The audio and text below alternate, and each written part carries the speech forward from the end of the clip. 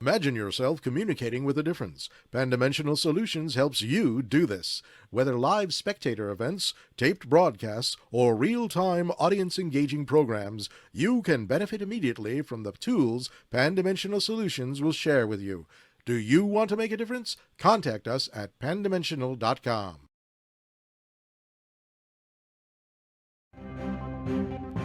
Welcome, everyone, to this edition of the State of Greater Western New York Report. Join us each episode as we discuss fantastic topics ranging from history to science to the strange and the wonderful, as well as the treasured spirit with which our region has infused America. We challenge you to consider all things Greater Western New York, from our region's very beginnings to how it inspires, how it empowers, and why it is so admired. Here's the host of the State of Greater Western New York Report, Chris Carosa. Hi, everybody, and welcome again to the State of Greater Western New York Report. We are very delighted to have with us today Assemblyman Steve Hawley from the 139th District of the Greater Western New York region. Steve, how you doing today? Oh, we're just living the dream. Once in a while it's a nightmare, but we're still living, and we're not giving up on this COVID virus either. All right, great. Well, let's get right to the quick of things. Making the news in the last week or so has been this nursing home scandal with Governor Cuomo. Can you give us a little bit of background on it and maybe how it impacts the Greater Western New York region? Well, sure. It's great to be with you. As I said, these are times that none of us ever thought that we would be going through. But as Americans and New Yorkers, we're doing everything that we possibly can. I think in Western New York, we're a hardy bunch. We believe in family. We believe in our communities. We believe in working together. And we believe in helping others in their time of need. So those that are certainly have a time of need have been our folks that have been residing in nursing homes, whether they're nursing homes in the greater Erie County area, whether they're down in Steuben County or Genesee County, wherever they are. It's been very, very difficult, not only on the employees, but also on the residents and certainly the families of those that reside in nursing homes. In my district, we had a particular nursing home that at one point had 24 out of 25 deaths in that county. And we had asked the Department of Health on numerous occasions to investigate to find out what was going on there. A neighboring county that was twice the size of the county I'm referencing had only had one death. So we knew that there were things going on in that nursing home that were untenable and were causing the loss of life. One of my constituents, as a matter of fact, lost his mother and father. That investigation, as far as we're concerned, never transpired. At least we were never advised of it, even though we asked the Department of Health on numerous occasions to do so, to get to the bottom of it. And we have a veterans nursing home right here in Western New York where similar things have occurred. 126 bed facility, now down to 54 beds. So the governor's actions back in March of 2020 to require, if you will, that nursing homes accept COVID positive patients into the nursing homes where our most frail reside was unconscionable. And here today, we're seeing the results of that action and legislation that has come forth that I'm sponsoring, and we have in the Republican conference asked on numerous occasions for the real numbers of deaths and for the relinquishing of the governor's emergency powers. So the interesting question that I have is, this is now pretty much a bipartisan issue. Both Republicans and Democrats are questioning the governor's actions. Why now? This has been going on, and like you say, at least one side of the aisle has been bringing it up. But why now all of a sudden do we see all this? Well, at times you think of blind allegiance. And of course, when you're talking about the frailty of life and folks that have lost their loved ones in nursing homes, as you referenced, our conference has, and both in the Senate and in the Assembly, has on numerous occasions I think in the Senate 13 times, and our side 8 or 9 times, has brought forth legislation for a vote to have the governor relinquish his powers, his emergency temporary powers, and allow our government to operate as it was founded upon, with 3 co-equal branches of government. We have 213 state legislators, each of us with our own particular backgrounds, experiences, knowledge, and of course, beliefs. I would think out of those 213, there are a lot of folks that could lend credence to handling this pandemic. No one individual should be allowed to continue on in the path, especially after this nursing home issue has finally come to light. No one person should be operating a state. That leads really to the next question. And how does this all play out? There are calls to have the governor resign. Is that a likely scenario? Well, what's really the most likely thing to happen? Well, my friend Ron Kim, member of the majority out of New York City, along with 13 other members of the majority, yesterday introduced legislation to require that the governor be stripped of his emergency powers. I believe most, if not all, of the minority conference that I belong to have signed on to that bill. It's very similar to the legislation that we have proposed on a number of other occasions, as we discussed. And I'm not sure why it's taken them this long. I think probably the conference call with the governor's people and Melissa DeRosa last week, which was pre talked about by the Attorney General, Tish James, when she came out and said that the investigation that she conducted, her department, the Attorney General, had uncovered that the numbers were 50% underreported. Then fast forward a couple of days, that conference between the governor's office and members of the majority in the Senate and the Assembly was indicated by Melissa DeRosa to be the fact that they froze and they were worried about a federal investigation into their actions. Well, you ought to be able to walk and chew gum at the same time. I think that as a result of that conference with the majority members, led to this Senate and Assembly sponsorship by the Democrats to strip him of his powers. It's too bad it took this long. Yes, that's interesting. You mentioned a federal investigation, and reports are now that there is an ongoing federal investigation. Do you see that coming to fruition towards anything? And more importantly, is it just Governor Cuomo that should be isolated as to the circumstances here, or are there others who really took part in this?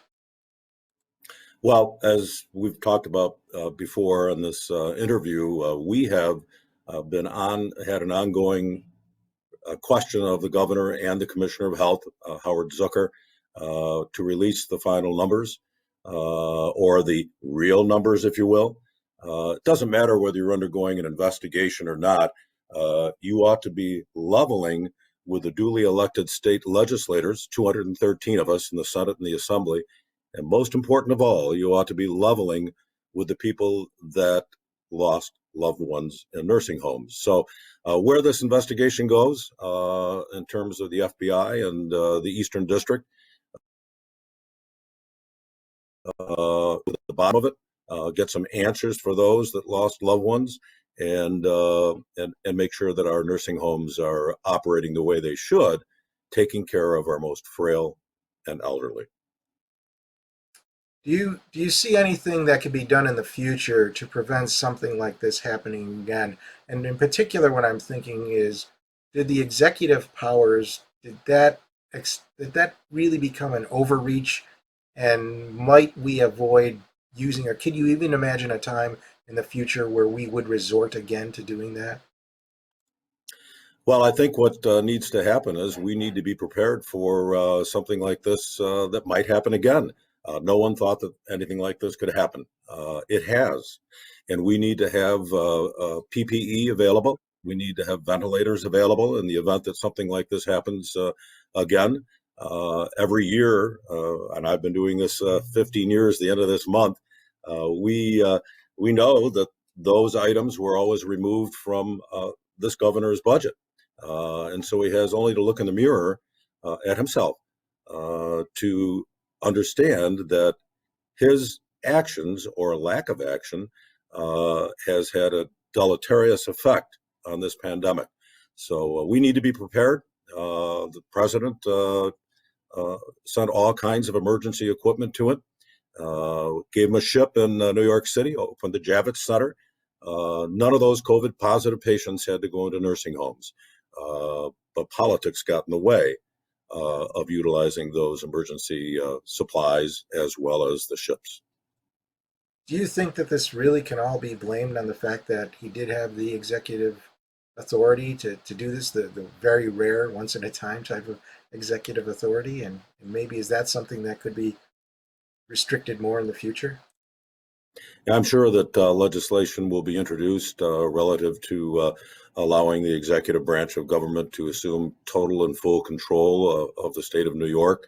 And so we're working on that as we speak. Let's see where this stripping of emergency powers goes. That needs to happen first, and then we need to get to the fact of preventing this from happening again. All right, we're talking with Assemblyman Steve Hawley. He's of the 139th District. We're going to break for a moment, and we'll be right back with a different topic with Assemblyman Hawley. Thanks for watching.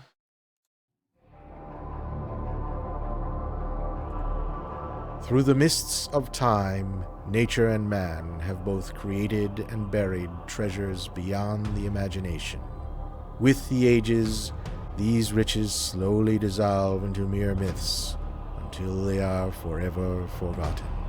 But there are those brave souls who tirelessly cling to the truth, ever seeking to discover the undiscovered, to reveal what has always been there, to uncover the hidden gems of a land thought forsaken but loved by millions.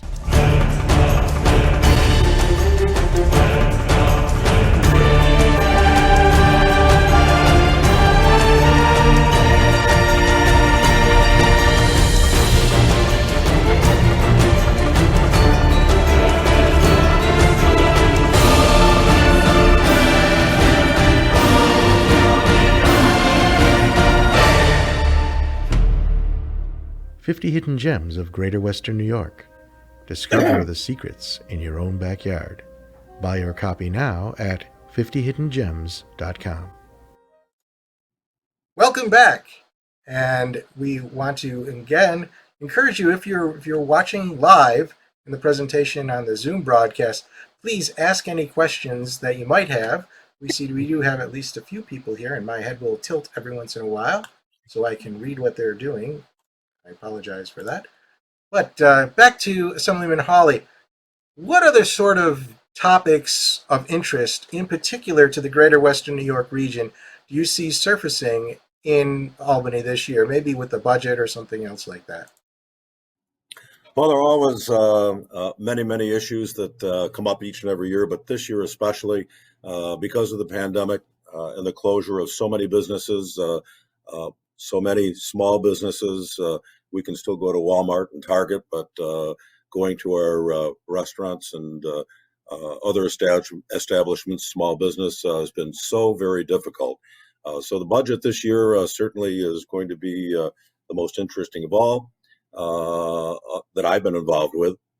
The governor likes to put policy in his budget as opposed to just budgetary dollars and cents. That way he can sneak it through without a lot of public discourse during the light of day, even though it's snowing today. So we're seeing him now backtrack a little bit, even though in his executive budget he's indicated that he wants to legalize marijuana for recreational use, touting the amount of revenue that will come in to help him balance his budget. We know that other states that have legalized marijuana have had many issues, from law enforcement to societal issues, and that the revenue has not matched up to the projections. He is backtracking on that now, so we'll see what happens. We have always had a Medicaid program in the state of New York that is the envy of all of those that are looking to come and receive benefits from our governments. Most of the county budgets in our state, 80 to 90%, are as a result of our Medicaid programs, our offerings. We offer just about every optional program available from Medicaid. I believe our Medicaid program in New York State, 76 billion with a B, is larger than California and Texas combined. And each of those states has have more folks that live in those states by themselves. So the combination doesn't make any sense. We need to take care of folks. We need to take care of them in their time of need, but not necessarily from birth to grave. One of the concerns that I am seeing from viewers is the new census and how redistricting might impact the greater Western New York region. Now, this is both from a state level as well as a federal level. Do you have any insights on that? Well, of course, every decade we realign population, and we've lost over 1 million people in the state of New York in the last decade. After the pandemic, we'll see how that affects not only our individuals and families and whether they stay here, but the businesses that have been here hopefully will not be a majority in the terms of the past tense. So we hope that that doesn't continue, although with the policies that this governor has been talking about and enabling, it remains to be seen. Along those lines, and another question from the audience that just came in is, to what extent could we, in effect, decentralize some of the goings-on so that the greater Western New York region has a little bit more autonomy, is less reliant to Albany? What do you think might be done for that? Well, just to tack onto the census, and then I'll get to that question. The census has lines redrawn for Assembly, State Senate, and congressional districts. We're going to be losing at least one congressional district, if not two. I will point out that if you look at the districts, we're supposed to be under one person, one vote. When they redraw the lines, the Assembly districts, for instance, I represent approximately 130,000 people, 133,000, but they draw the lines in New York City legally to be below the mean, and ours are above the mean. So the Assembly districts, many of them in New York City, those Assembly people represent 123,000. So that generates 3 to 4 new Assembly seats out of New York City, in addition to the population that they have, where the majority of Assembly people come from. So it'll be interesting to see how that works. Tell me the question one more time. Okay, and actually, there was a related question to come out of this. You must be a very popular guy. We're getting lots of questions. So the question was, how could we maybe decentralize things to give the greater Western New York region a little bit more autonomy instead of its continual reliance on Albany? Well, I've had a piece of legislation, I call it the Two New Yorks bill. It does something that never happened with the SAFE Act, where the legislature and the governor, under the cloak of darkness, while everyone was sleeping, no one got asked questions, businesses weren't interviewed, they passed the SAFE Act. No input from the public whatsoever. My Two New Yorks does the opposite. It's a non-binding referendum that would appear on the November ballot, asking New Yorkers, voters, whether they agree with the question, should New York be divided into two states? And all you have to answer is yes or no. It doesn't do anything, but unlike what a lot of elected officials do, we're asking people what their thoughts are on a particular topic. If that was an overwhelming yes, then we ought to be able to study it, and we ought to be able to move ahead to make sure that our voices in upstate, central New York, western New York, North Country, Southern Tier, are really represented. Now, I've broached this a number of times, last year especially, when my bill, the Gold Star Families bill, was laid aside in a committee. That Gold Star Families bill of mine would have allowed Gold Star families to receive free college tuition for for those folks and their family who lost a loved one while serving their country. This was laid aside after the DREAM Act was approved, which gives illegal immigrants' children free college tuition. Well, it became a big deal, and finally the governor moved monies from within his budget to take care of Gold Star families. I brought up the 2 New Yorks bill of mine, again during this debacle, and said, this is another example of how very, very different we are. Our needs and wants and desires are very, very different from those that live in the boroughs of New York City. So I brought that up, and a couple of assembly people after that, we went back into session in April of 19 and said, Hawley, 2 New Yorks, really? How would you ever make it? We provide 64% of the revenue. And I said to them, here's the deal. I run a business. I'm a former farmer, operated our farm many, many years. And you have 2 sides to the balance sheet. You have the revenue side and you have the expense side. They have to match, and preferably if you're in business, there's a little more revenue so you can live. I'm not worried about the revenue. I'm worried about the expenses that the state of New York endures and puts upon the people of this state, the taxpayers of this state. And his response, one of the assemblymen from New York City said, Hawley, if I lived where you did, I'd be on your bill in an instant. You guys get the short end of the stick all the time. So they know it, but they don't change. Which leads me quickly to another topic. I bring New York City members of the majority up to my district in Western New York.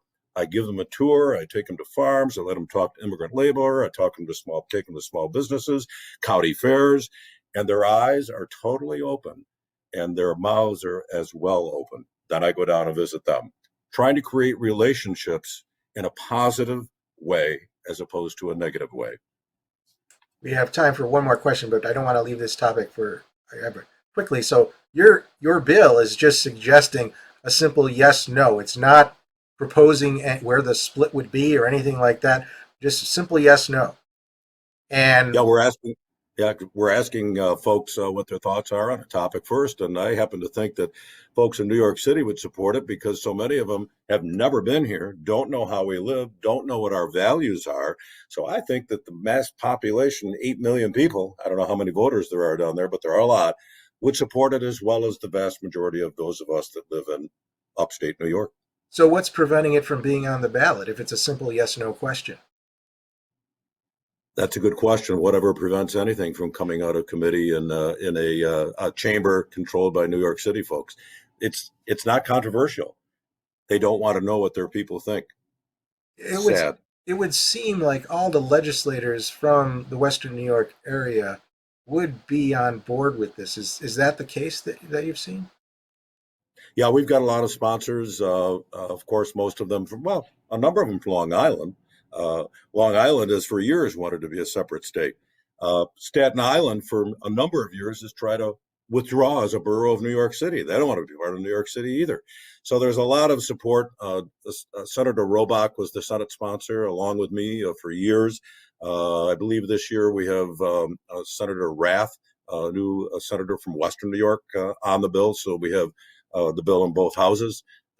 And of course, my friend Dave DiPietro has another bill that I've gone on that would create 3 autonomous regions in the state of New York. Anything that brings attention to those of us that live and work and raise a family in Western New York needs to have a full public discourse and needs to be voted upon by the folks in the state. So what can be done? What I'm thinking is that this might be a timely question. There are a number of national issues around statehood right now, whether it's Puerto Rico or Washington, D.C., or Colorado splitting or California splitting. At what point is it too late for New York State to get on that train? And what sense of timeliness is there with regard to this issue? Well, I think it's a great time. I've thought it's been a topic for being on the ballot for a number of years, obviously, or else I wouldn't be supporting it. We're going to try to take the show on the road, if you will. Perhaps Mr. DiPietro and myself will talk about both of our bills and try to get a little more light shown upon on this particular bill. Well, you're certainly invited to appear on this show again in the future, both of you, if you'd like. One more question, then we're going to have to break. With regards to the expenses, is there anything concerning Medicare or something of that nature, mandates, which might allow us to reduce our expenses within the Western New York region that those folks down in New York City aren't counting on? Well, I've always been a proponent, and we have legislation that would allow counties to choose which optional programs they want to offer the residents of their area. I think that local government knows best what is appropriate in their particular county. Having mandates from on high is not the way that my philosophical viewpoints have ever been. So I think that allowing locals to decide for themselves what types of programs, optional programs, are offered is really the way to go on that. Well, Assemblyman Hawley, thank you very much for appearing on the State of Greater Western New York report. It's been very enlightening, and I really enjoyed the audience response that we've got to this appearance. And is there anything that you could suggest people could do to maybe help move along some of the issues that you're bringing up? Sure, I always tell people email the governor, send him postcards, um, call his staff on the second floor in the Capitol, and be very, very persistent about it. The more that folks, my neighbors, your neighbors, get involved in government, the better it is for our future. So don't give up the ship, keep the faith. God bless all of you. Thank you very much, and thank you all for watching this week's State of Greater Western New York report. We'll see you again next week. Bye bye.